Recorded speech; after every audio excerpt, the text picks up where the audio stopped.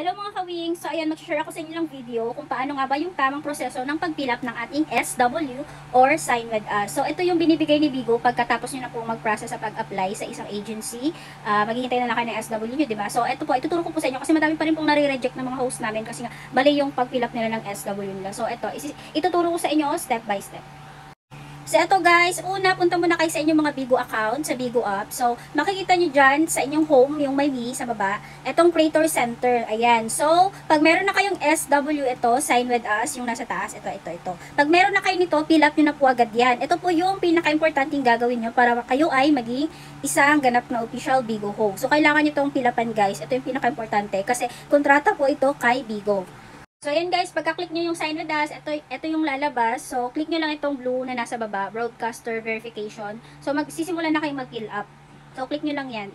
So, after that, ito yung next na lalabas. So, verification information na kayo sa number 1. So, ilagay nyo yung Philippines, guys. Palitan nyo yung country dyan. Lagay nyo yung Philippines. Then, yung active phone number na ginagamit nyo. At saka yung nakakonect sa Bigo account nyo, guys. Kasi importante po yun. So, magsisend kasi ng code dyan si Bigo para i-verify na kayo talaga yung magsasign ng inyong SW. So, I think 4 lang na numbers yan yung isasend ni Bigo. So, ayun. Magte-text yan sa mga numbers nyo. So, ayun, ilalagay nyo dyan. Then, lagay nyo din yung inyong Gmail or email. So, ayan, next lang. So, after nun guys, dito na tayo papasok. So, ayan, ito, meron din dito sa taas na, sa personal information, may nakalagay dyan, identity card information. So, sa taas, sa pinakauna, merong enter verification code. So, yun na yung code na magte-text sa inyo, yung 4 na code na yun. So, ilagay nyo yan dyan. So, merong oras lang yan guys ha. So, dapat, hindi matapos yung oras na yun, malagay nyo na yung code. 4 na code lang yan. So, pagkatama naman, mag-check yan. Mag-blue yan. So, ayun, next na tayo. So, ilagay nyo na yung inyong last name, apelyido. Next, lagay nyo yung first name. Lagay nyo na po yung first name nyo, pangalan nyo. And ito naman yung nasa baba. Maraming nalilito dito guys. Ito yung may number. Kasi akala nila Bigo ID yung ilalagay. Hindi po.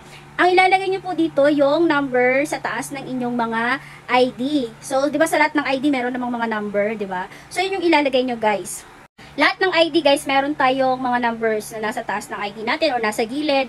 Yung iba dyan tawag CRN. Hindi ko na alam yung tawag sa ibang mga kasi iba naman tayong mga ID. So ayun, kung ano yung number na nasa ID na gagamitin nyo, yun yung ilalagay nyo dito guys. So dapat may birthday din po yung ID nyo ha.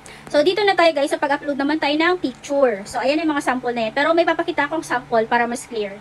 So, ito guys, nilagay ko yung aking valid ID. So, ganyan dapat pag-picture nyo guys ha, yung pantay siya. Tsaka dapat clear. Hindi pwedeng blurred guys kasi mare-reject yan ni Bigo. Kailangan clear yung pangalan nyo, nakikita sa picture, gano'n, nababasa na mabuti ni Bigo. Kasi i-check nga yan yung mga details na sinend nyo. So, dapat ganyan pagka-picture, harap ng ID. Pipicturean nyo yan. Picture talaga guys ha. Tapos, pangalawa dito, back naman po, back view ng inyong ID. So, picturean nyo din yung likod ng inyong ID. And next, ito naman, sa my last, people with ID card. So, yan po yung sample ko. Ayan. Syempre, hahawakan nyo yung ID nyo guys. Dapat clear din. Kita yung mukha nyo and yung ID nyo. So, dapat kayo talaga yung hahawak guys. Hindi pwedeng kayo yung nag-apply, ibang ID yung gagamitin nyo or iba yung mag-fill up sa SW. So, bawal na bawal yan guys. No. Kasi mateterminate kayo ni Bigo dyan. So, ganyan lang siya guys ha. Kasi madami ditong nare-reject dahil dito sa maling pag-fill up ng Sign With Us. So, ayusin nyo guys kasi that's the last part na gagawin nyo para kayo ay maging official Bigo host. So, ayan. Hahawakan yung ID. Ayan, picture. So, dapat clear. So, next nyo lang guys. So, pagka next nyo guys, ito yung lalabas. Signing agreement, tsaka agreement annex. So, dito marami talaga nalilito dito guys kasi hindi daw nila ma-scroll.